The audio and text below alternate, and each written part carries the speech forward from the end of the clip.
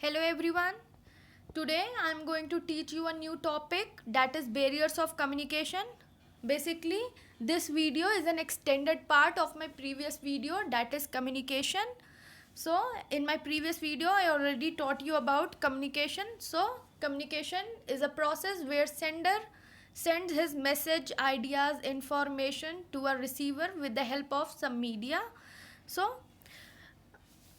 Basically क्या होता है कि कम्युनिकेशन प्रोसेस में कभी कभी कुछ हर्डल्स आ जाते हैं और जिसकी वजह से कम्युनिकेशन जो है सक्सेसफुल नहीं हो पाता है, और इन हर्डल्स की वजह से आपके जो मैसेजेस की क्लैरिटी है, एक्यूरेसी है, इफ़ेक्टिवनेस है, वो भी हैम्पर हो जाती है, इफ़ेक्ट हो जाती है।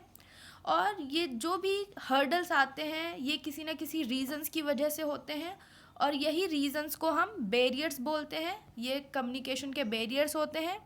दीज बैरियर्स में hamper the growth of communication also.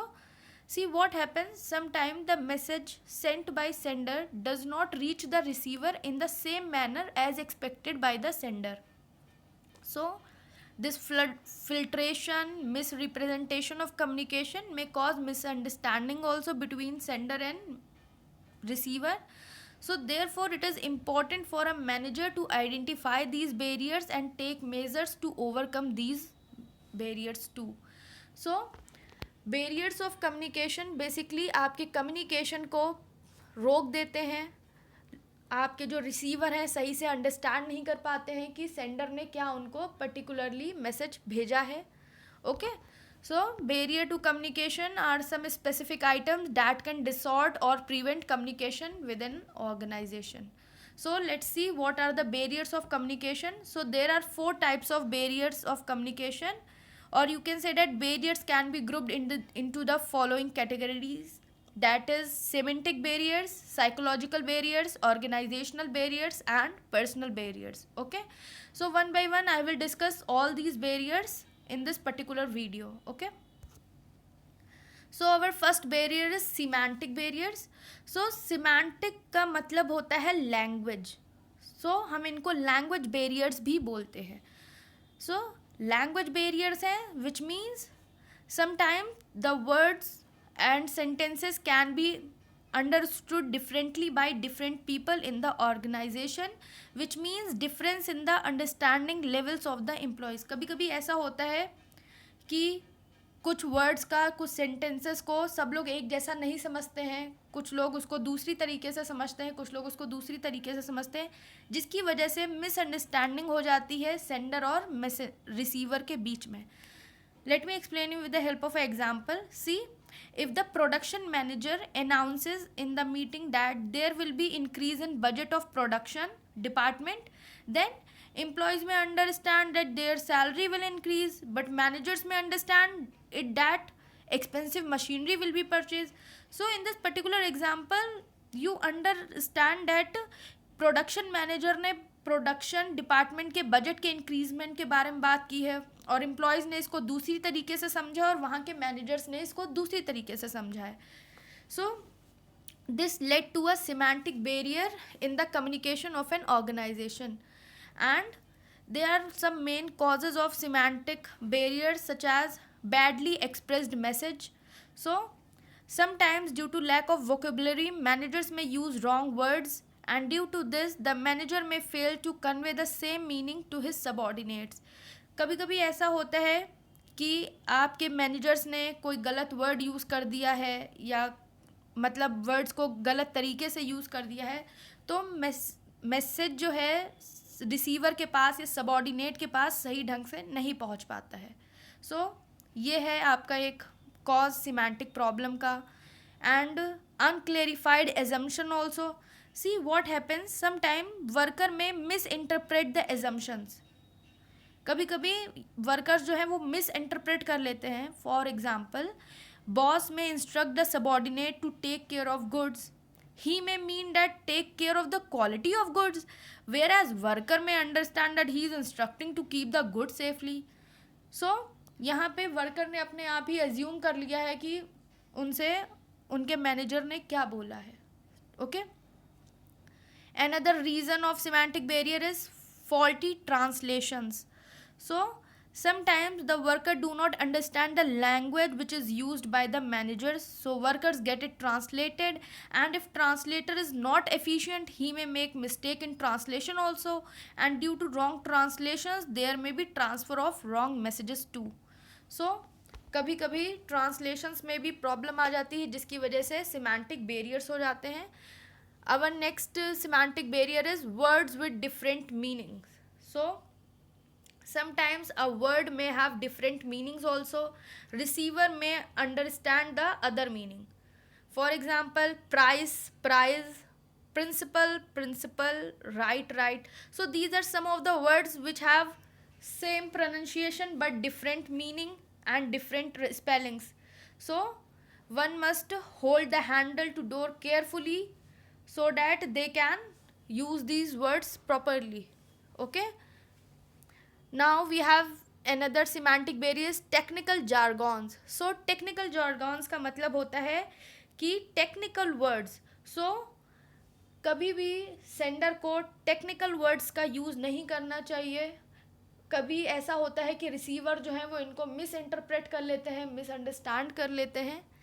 So technical words को हमको अवॉइड करना चाहिए, वरना ये सिमेंटिक बैरियर्स क्रिएट कर देते हैं. Okay. For example, a manager announces today there is a meeting of white collar employees. So that means meeting of managerial level people.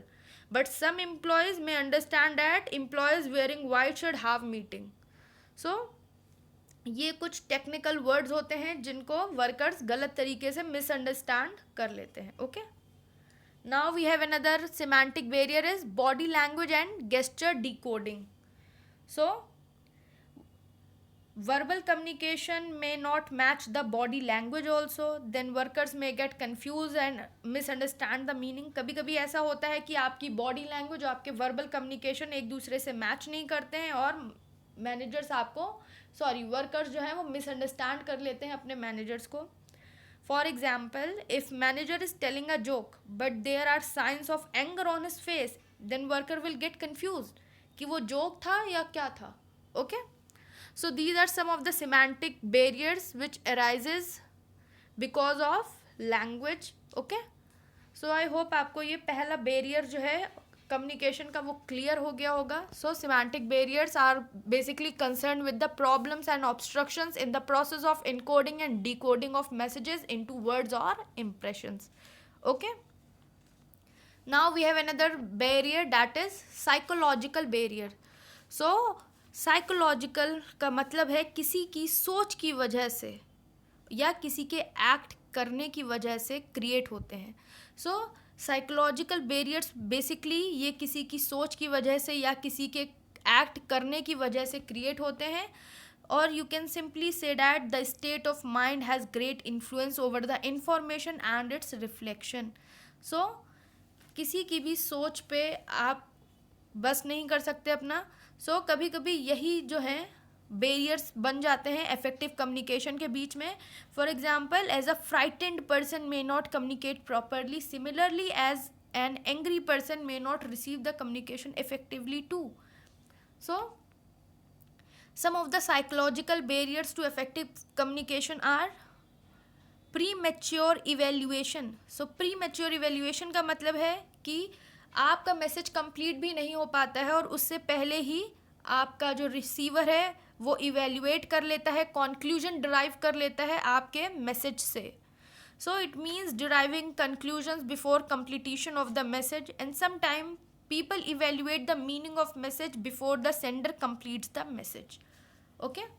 Now we have another psychological barrier, that is lack of attention. See, it means when receiver does not pay complete attention to the messages, as a result communication becomes ineffective. So कभी कभी ऐसा होता है कि receiver जो है वो अपना कंप्लीट अटेंशन नहीं दे रहा है मैसेजेस की तरफ जो भी सेंडर उसे भेज रहे हैं, और इसकी वजह से कम्युनिकेशन जो है वो इनफेक्टिव हो जाता है. Another psychological barrier is loss of transmission and poor retention.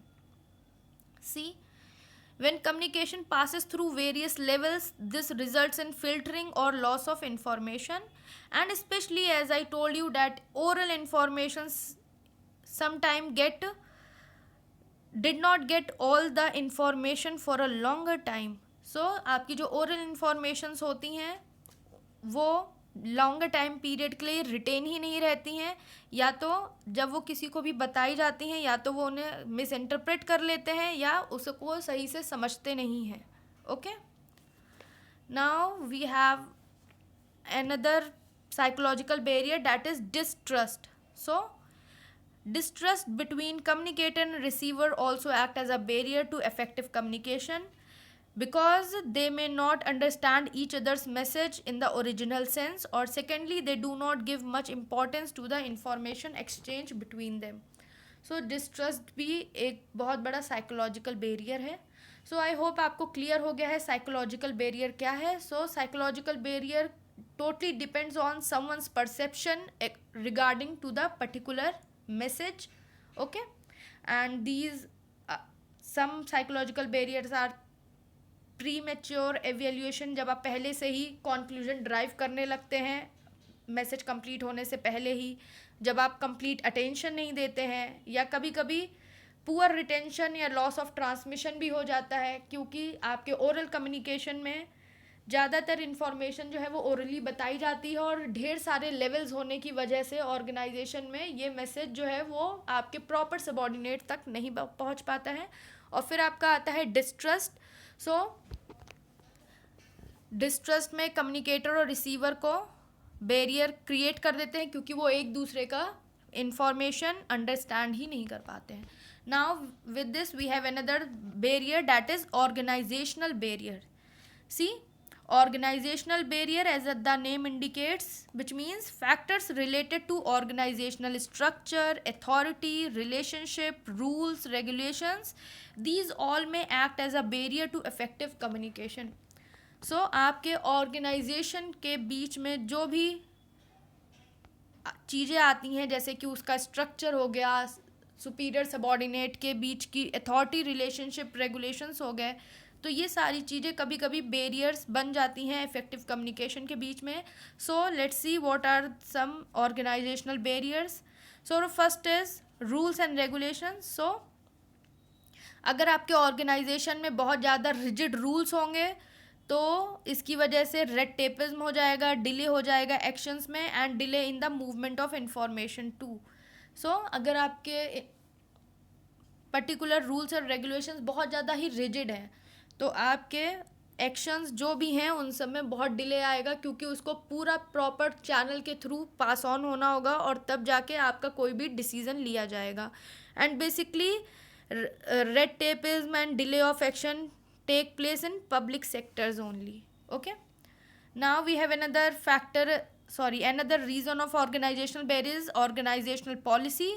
So अगर आपकी ऑर्गेनाइजेशनल पॉलिसी सपोर्ट नहीं करेगी फ्री फ्लो ऑफ इंफॉर्मेशन तो बैरियर्स हो जाएंगे। For example, in centralized organization most of the information remain at top level only, and people at lower level may not be able to communicate freely in centralized organization.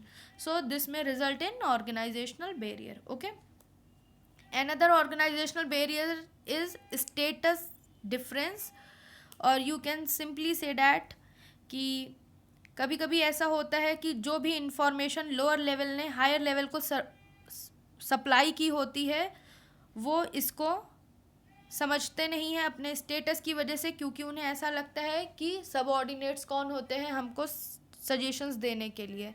So this result in organizational barrier. Now we have another organizational barrier is complexity in organization structure. See, when the information passes through various levels, then there can be screening or filtering of information at different levels also, which give rise to organizational barrier.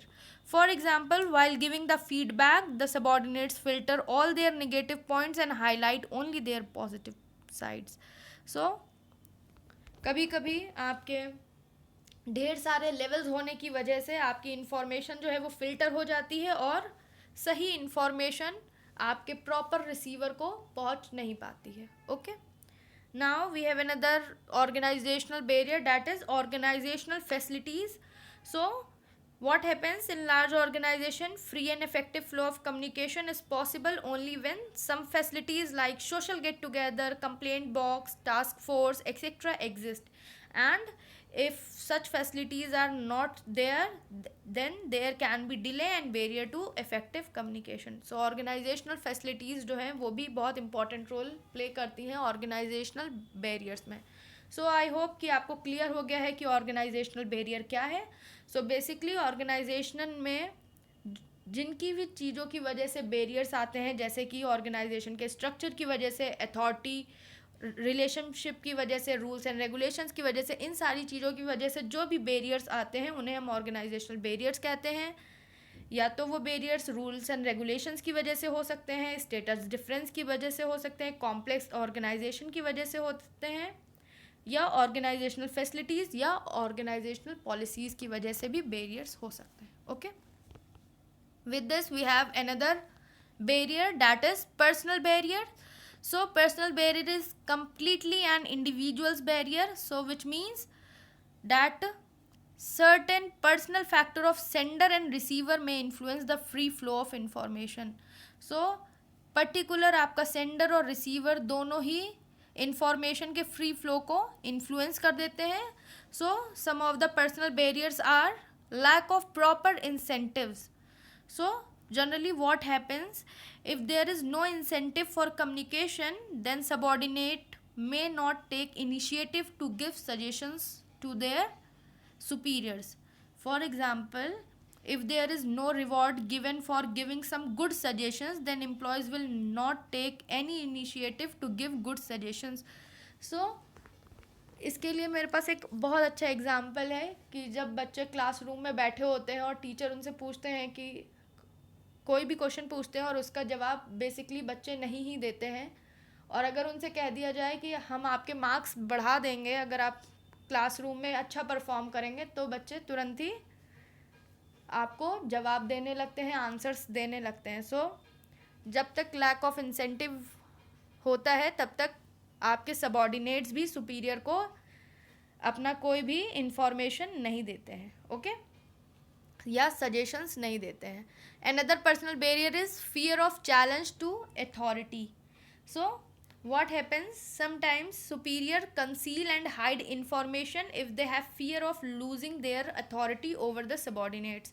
कभी कभी ऐसा होता है कि superiors जो हैं वो information छुपा लेते हैं और अपने सबॉर्डिनेट्स को बताते नहीं, जिससे कि उनकी अथॉरिटी जो है वो कहीं कम ना हो जाए सबॉर्डिनेट्स के ऊपर से. Okay, another personal barrier is unwillingness to communicate.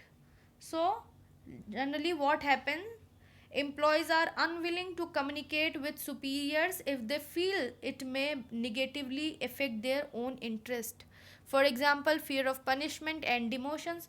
So employees जो हैं कभी कभी कम्युनिकेट नहीं करते अपने सुपीरियर से, ये सोच करके कि कहीं वो उनके इंटरेस्ट पे निगेटिव इम्पैक्ट तो नहीं करेगा. अगर उन्होंने कुछ ऐसा बोल दिया जो सुपीरियर को पसंद नहीं आया तो उन्हें कोई पनिशमेंट मिल जाएगी, या उन्हें काम से निकाल दिया जाएगा, या उनका डिमोशन हो जाएगा. तो इन सारी चीज़ों की वजह से भी वो कम्युनिकेट नहीं करते हैं ऑर्गेनाइजेशन में. Our next barrier is lack of confidence of superior in his subordinates. So if superior have no confidence and trust in their subordinates, then they pay no attention to their advice, opinions or suggestions too. So जब तक superior का confidence नहीं होगा अपने subordinates में, तब तक वो उनकी कोई एडवाइस भी पे अटेंशन नहीं देंगे, कोई ओपिनियन और सजेशंस भी नहीं देंगे. सो आई होप आपको क्लियर हो गया है पर्सनल बैरियर क्या है और what are some of the personal barriers. So basically personal barriers are the personal factors of both sender and receiver which act as a barrier to effective communication. And these barriers are lack of confidence of superior in his subordinates, lack of incentives, fear of authority and unwillingness to communicate.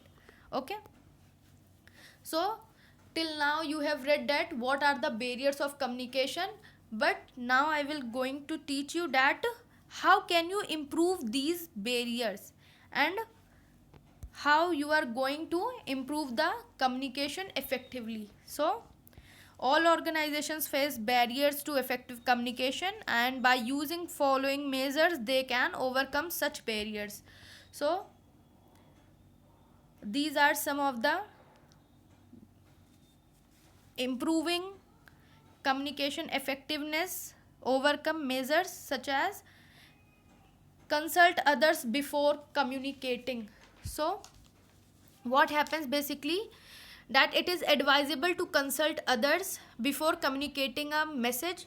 See, literally what happens, आपको जब भी communication करना हुआ करे उससे पहले आप दूसरों से कम्युनिकेट कर लिया कीजिए, और ये ऑर्गेनाइजेशन में सबसे ज़्यादा माना जाता है, because effective communication is the responsibility of all persons in the organization, as all have to work towards a common goal. Okay, so ever another measure is communicate according to the needs of the receiver. So आपको हमेशा receiver की need के according communicate करना चाहिए. Whatever message और information we send across must be value to receiver, and this will make receiver more receptive, and sender must select the words according to the education level of the receiver. Okay, so our next measure for improving communication effectiveness is clarify the ideas before communication. So क्या है कि हम लोग को जब भी कुछ भी कम्युनिकेट करना है उससे पहले हमारे दिमाग में आइडिया क्लियर हो कि हम क्या कम्युनिकेट करना चाह रहे हैं. Okay, so we must be clear about what we want to communicate. The message may be conveyed properly only if it clearly formulated in the mind of the communicator, and the message should be encoded in direct and simple language so that the receiver is able to understand it without much difficulty. So ये बहुत ज़्यादा important है कि communication करने से पहले sender के दिमाग में आइडिया क्लियर हो कि वो क्या चीज़ कम्युनिकेट करना चाह रहा है. Okay, now we have another major, that is be aware of language, tone and content of message.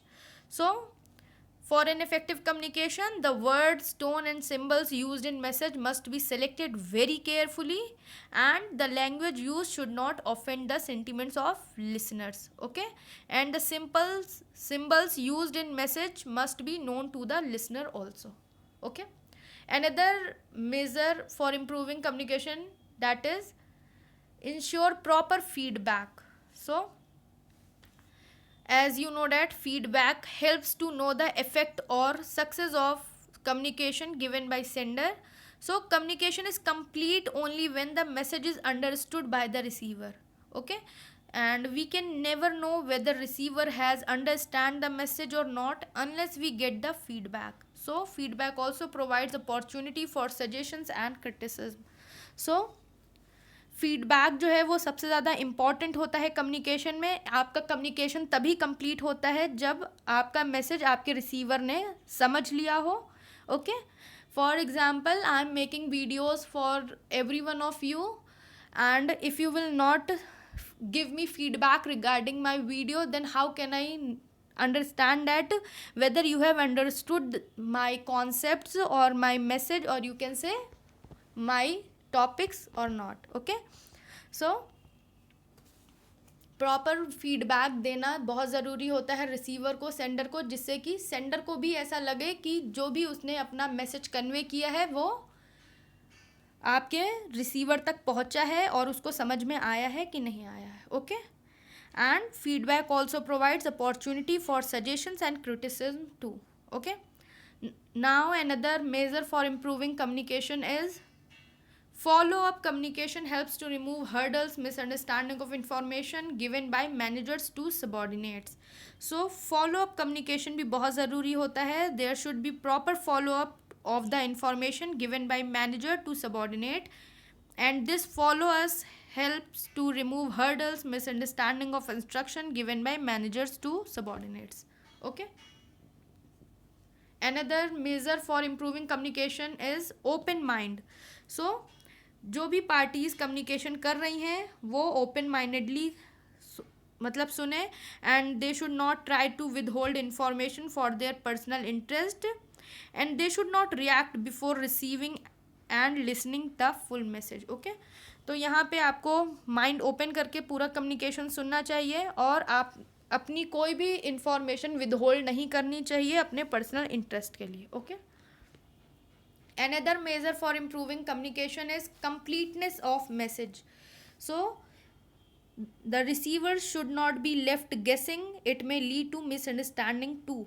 So what happens basically, a message is effective only when it is given completely. Message आपका जब तक complete नहीं होगा तब तक आपका receiver जो है समझ नहीं पाएगा कि आपने क्या बोला है. तो आपका मैसेज कंप्लीट हो, अदरवाइज रिसीवर जो है वो गेस ही करता रह जाएगा कि आपने बोला क्या है, और जिसकी वजह से वो मिसअंडरस्टैंडिंग्स क्रिएट हो जाएंगी सेंडर और रिसीवर की वजह से.